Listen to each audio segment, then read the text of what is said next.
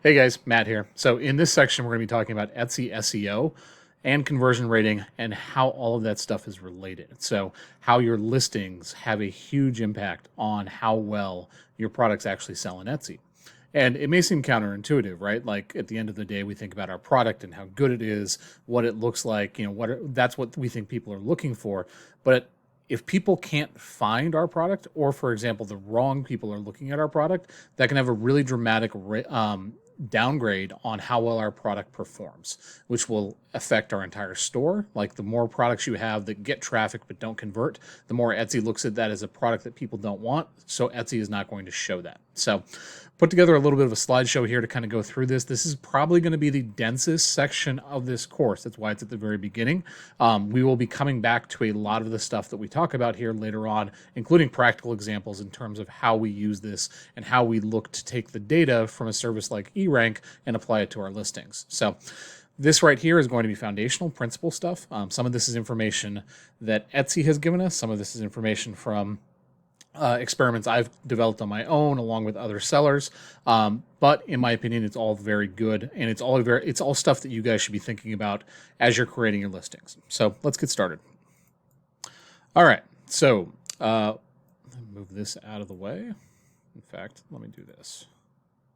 Okay, what is SEO and why does it matter? So SEO is search engine optimization. If you don't know what that is, it's the practice of increasing the quantity and quality of traffic to your website through organic search engine results. So the ability for people to search when they go to Etsy or go to Google or go to any website that has a search engine and find something that they're looking for, right? So it's the process by which we make our stuff show up more often. So quantity, right? So how often it shows up, the amount of things that show up, and quality. So how good the traffic is, how tightly correlated it is to people that actually want to do the thing you want to do on your website. In our case with Etsy, we want them to buy from us, right? So quality traffic are people that are actually looking for the things that we're selling. So Etsy specific SEO. Etsy's search engine optimization is affected by a number of factors, most significantly your titles, tags, categories, and attributes. All too often, when I hear people talk about Etsy, I hear them only talking about titles and tags. Categories and attributes are absolutely just as important. In fact, Etsy considers them the exact same thing as tags, right? They're just a little bit more structured. So one of the main things that you guys can instantly start to get better results for your search engine optimization is to go through all of your listings and examine their categories and examine their attributes and make sure that they're A, in the right category, but B, also make sure that every attribute you can possibly have that applies to your listing is filled out properly. Here's the other thing that's really important too. Etsy ads are SEO dependent, which seems a little bit odd, right? Typically when we think search engine optimization, we don't think of paid marketing. We don't think of paid media. Here's the reason why. The Etsy ad platform is very basic. There is no targeting to it at all. Etsy ads depend on your titles, tags, categories, and attributes to determine the best place to display your promoted listings in search. So if you have bad Etsy SEO, it's going to result in your ad dollars being spent where you don't want it to be spent. It's going to result in your product being shown to the wrong buyers, which is going to result in either A, not converting on that stuff, but also B, those people basically window shopping, not because they're interested in buying, but just because they're curious why your shirt or your piece of jewelry is showing up when they're looking for something for their baby, for example, right? Which is bad. We don't want to spend ad dollars for people that are never going to buy from us, right? That makes sense?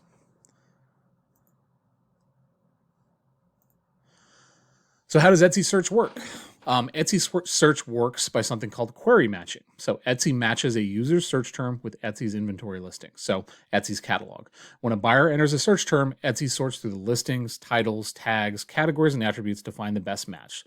Then to determine the listing's rankings, so for example, like when you're looking at a search page, to determine which one goes up at the very, very top at number one, Etsy uses information about each listing, the shop, to display items the shoppers are most likely to purchase earlier in the results, right? So Etsy has an algorithm. It looks at your listings. It looks at the listings for everybody that's selling on Etsy, and it uses historical data. It uses listing information. It uses time on page, a bunch of different factors that helps it to determine which ones are the most likely somebody is going to buy.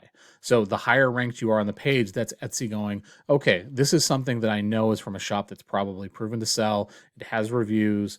We're going to go through all of the different things that go into that, right? But that's why when I hear people talking about like, I can't find my listings on Etsy, or my listings are like 7 or 8 pages back, that's because Etsy is sending you a signal that there's something that is not matching up with what it's looking for. Okay.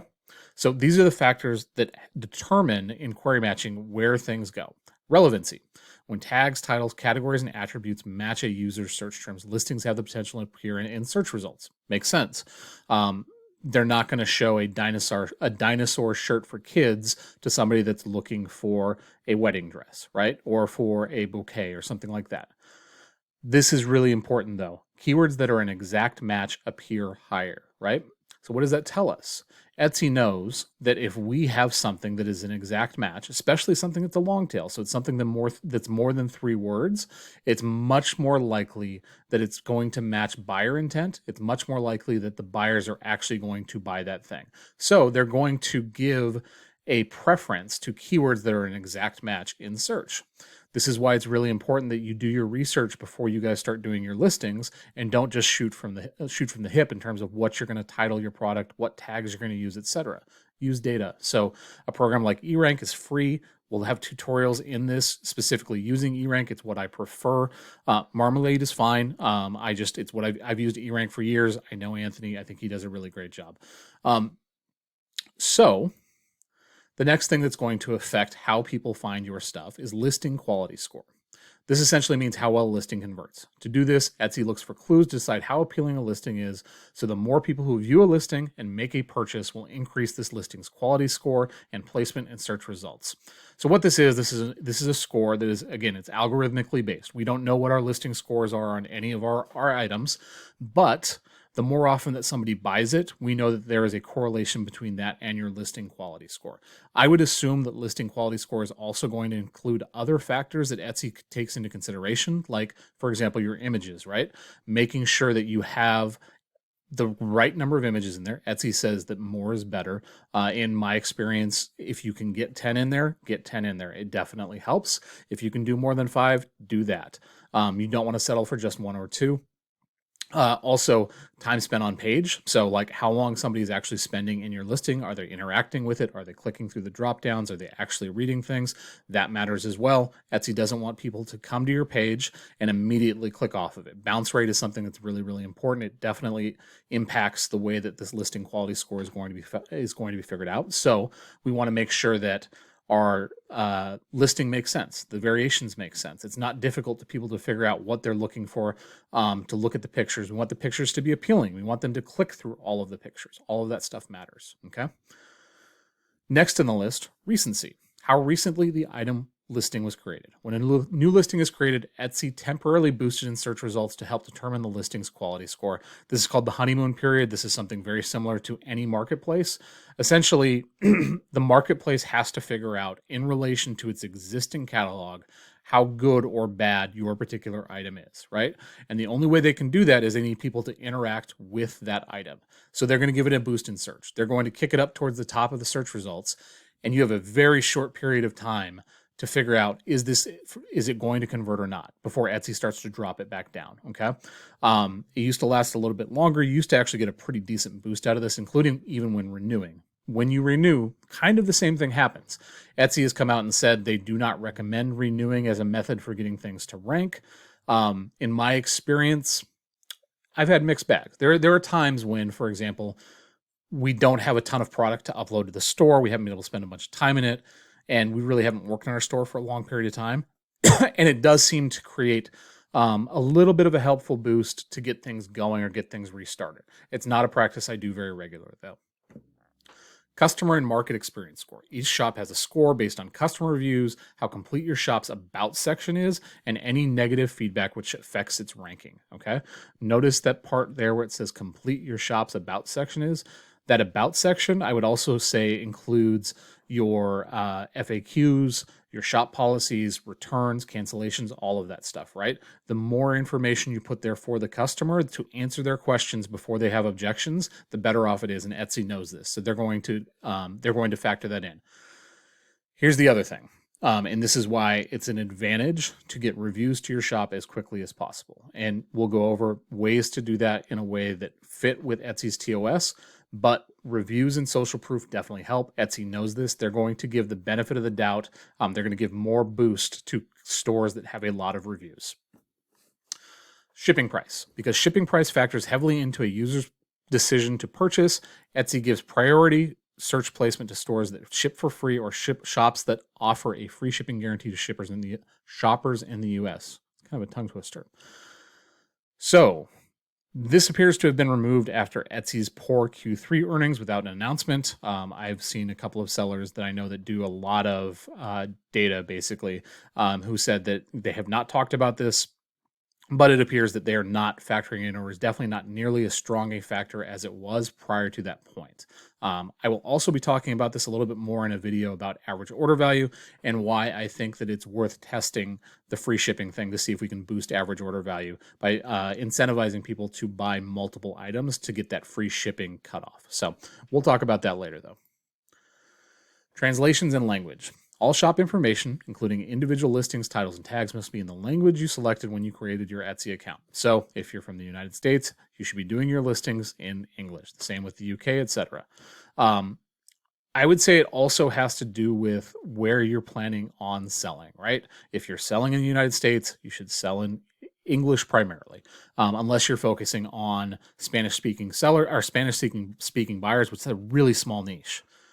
Shop location. In the EU, Australia, and Canada, the seller's location is taken into account, and local items are slightly more prominent in search results. Location isn't a factor in searches done within other countries.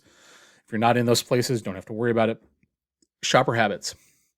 Search results are also customized for individual shoppers. Etsy learns what buyers are interested in and shows them items they are more likely to purchase.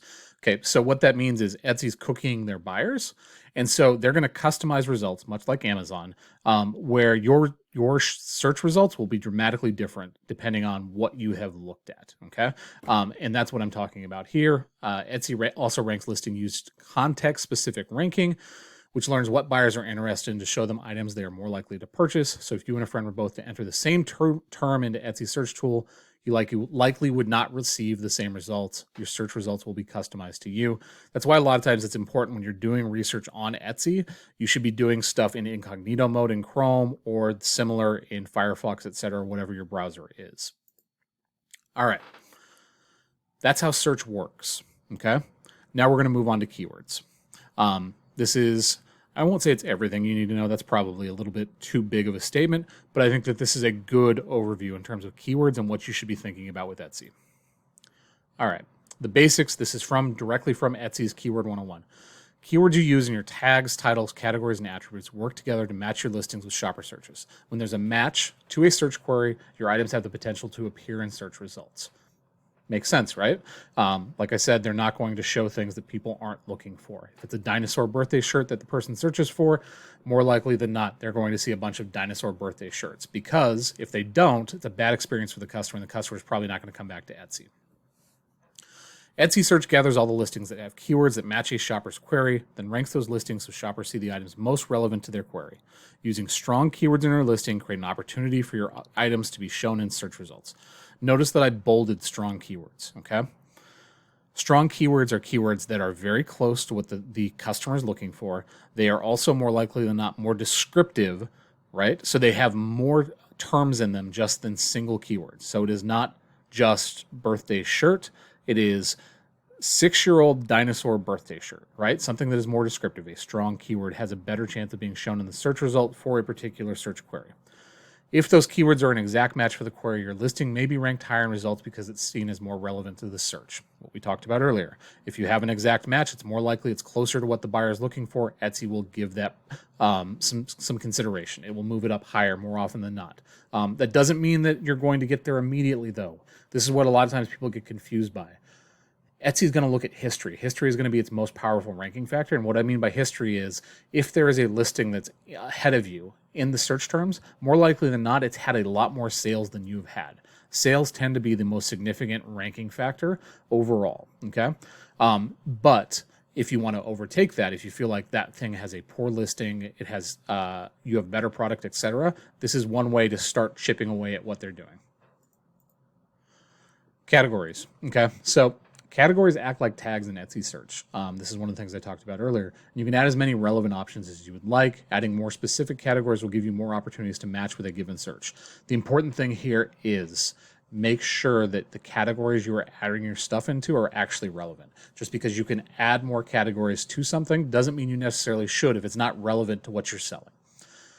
Etsy says, because categories are like tags, you do not need to duplicate tags that repeat phrases in your categories and attributes. So basically, for example, with attributes, if you say that the item's primary color is white and the second color is gold, you do not have to put in your tags white and gold shirt or white and gold bridal sticker, etc., right? You've already covered that in your attributes. Attributes are very, very powerful. Use those keywords, that keyword space you have in your tags, that keyword space you have in your title. More often than not, you should be using it for other terms somebody may be searching for. However, if there is a keyword term that is an exact, that incorporates those terms, that is very, very popular, that is the most common search term for whatever they're looking for, I would say use that. One of the things you're going to learn with this, there are no hard and fast rules. It's art and science, right?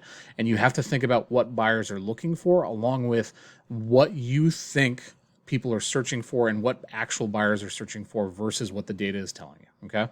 It's a balance, and we'll go through that. We'll show you how to do it. So, for example, if you have a listing in the nail stencil category, your listings could appear results for nail stencil searches. Adding nail stencil also means your listing appears in categories above it, including craft supplies, makeup, and cosmetics. So Etsy uses a waterfall system essentially for categories. So it goes from broad down to narrow. So because you're in the nail stencils category, you're also in makeup and cosmetics, which makeup and cosmetics is in craft supplies, okay? Like I said down here, in practice, I like to cover my bases, not overly repeat terms, but because exact search matters so much in Etsy search, if I have a long tail keyword that's an exact match phrase that includes nail stencils, I would still try to fit it in my titles or my tags. Attributes. These are the extra details to your listings. Literally, one of the biggest mistakes you can do is, for example, if you're using a POD company like Printful, that you're pushing your listing from Printful to Etsy, a lot of times they will not properly fill out the attributes or they won't fill them out at all. Make sure you always double check on your listings that your attributes are filled out properly, that they actually make sense. Also, one of the attributes you can choose is occasion. And I see people do this where they will list Christmas, even though the item is not a Christmas specific item, because somebody might give that item as a Christmas gift. Don't do that. You're going to get lumped into Christmas-specific items because of that attribute. And when somebody looks at your dog collar, right, and it's not a Christmas dog collar, nobody's going to buy that. It's going to hurt your ability to sell that thing. So make sure the attributes you pick actually apply to the thing that you're doing. Make sure the colors are right. Make sure it's the right holiday or occasion. Etsy says since each attribute you add acts like a tag and helps you match with shopper searchers when using matching terms, it's important to add all the relevant options. Notice that, all, even if they're less precise. So it may not be perfect, okay? So for example, while you might use the word magenta to describe the yarn you're listing, if pink is also accurate, you should add that as a color attribute, right? We see this in t-shirts all the time. Like, there may not necessarily be the exact color you're selling on a t-shirt. Pick the closest thing. It will help. You don't need to add tags that are exact matches for attributes you've already added. However, just like categories, if there's a highly searched long tail keyword that can be appended to an attribute, you should try to place it in either your titles or tags. So basically, if it's in an attribute, but you know that people are searching for that term, double down on it. I know Etsy says one thing. In practice, the other thing actually makes a big difference. All right, so titles. These are one of the most significant ranking factors you can have. Etsy says keywords in your title can help match with a shopper's query, but they're just one of the factors Etsy search looks at. Etsy search looks at all the information you add, including your categories and attributes, to find the keywords that match a shopper's search. In practice, as an actual seller, we've been on the platform for almost 4 years, considering Etsy's Aaron's first shop, 3 years seriously. In practice, I find that titles are typically the most significant ranking factor, both in Etsy search and in Google search. It's the thing that they start with first. So Etsy believes in writing short, clear, descriptive titles that make it easy for shoppers who are scanning a busy search results page to see what you're selling. What Etsy's saying here is they want your title to be written like it's written for a human, not written for a computer, for people to easily understand when they look at the picture and then also look at the short title underneath it, exactly what they're looking for. However, again, back to practical experience, looking at what other sellers have done, looking at a ton of research on eRank, as well as looking at Google results, etc. This doesn't always agree. Pay close attention to your niche and your competition in your niche and model the best sellers practices whenever possible. Okay. So in some niches, there may be very short descriptive titles. More often than not, I find in areas that are very competitive, however, that longer titles with more long tail keywords in it typically do better. Again, that has to do with the fact that Etsy is giving more weight to titles.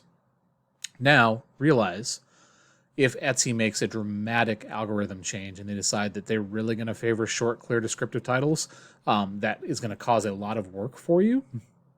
But I have always been a fan of, if it's not breaking the rules and it's something that Etsy is maybe saying but not necessarily doing, I'm going to do the thing that's going to get me sales today.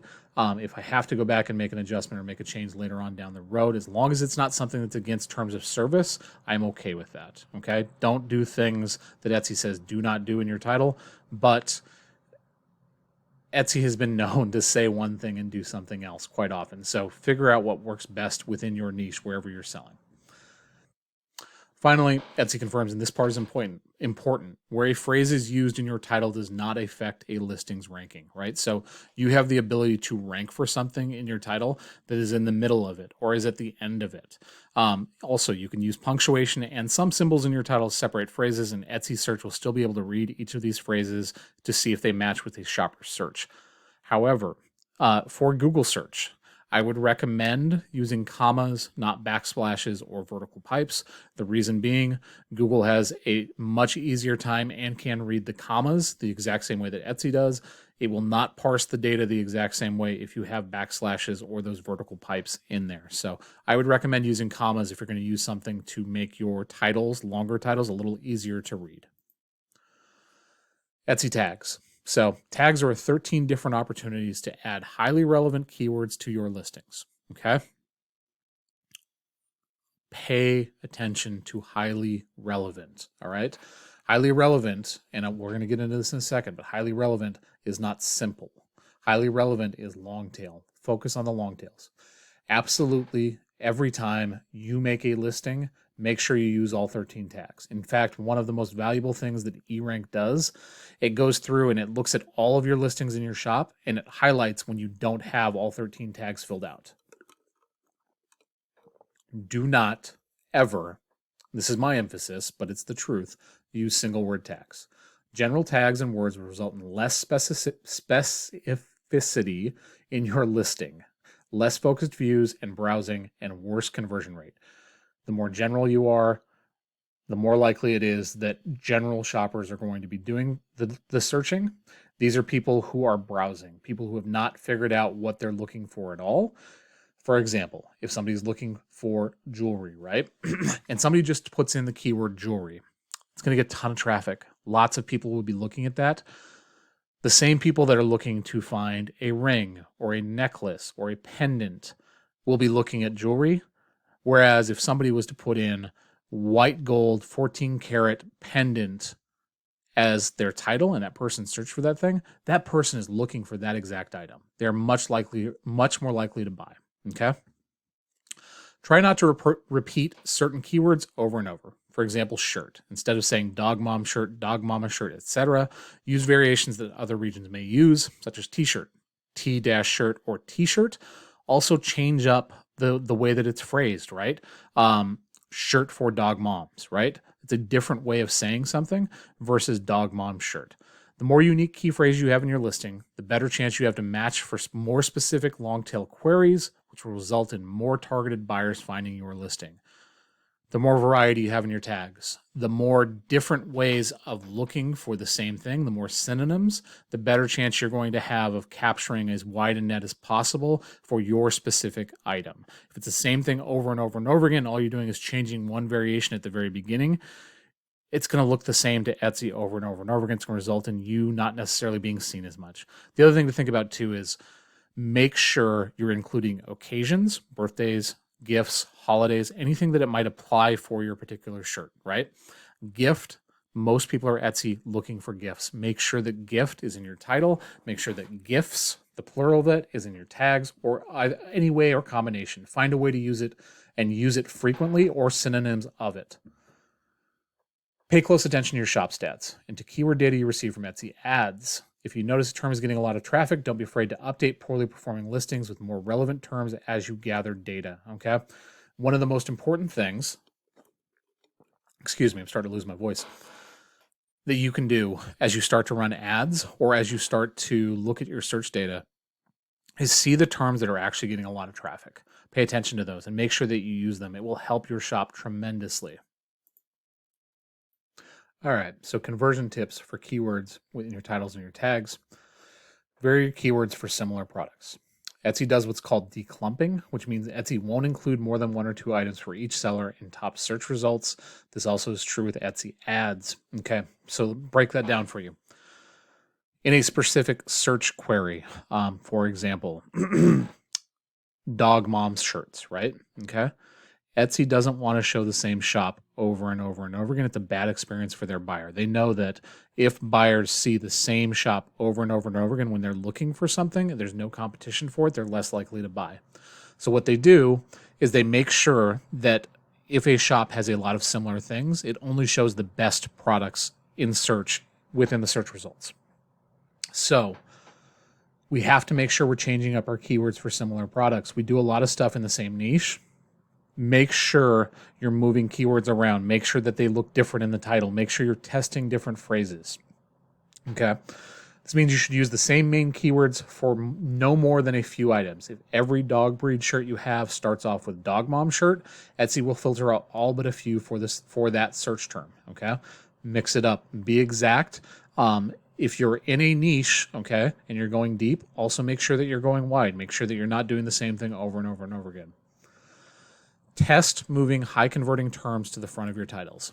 Etsy says that where a search term appears doesn't affect its position in search.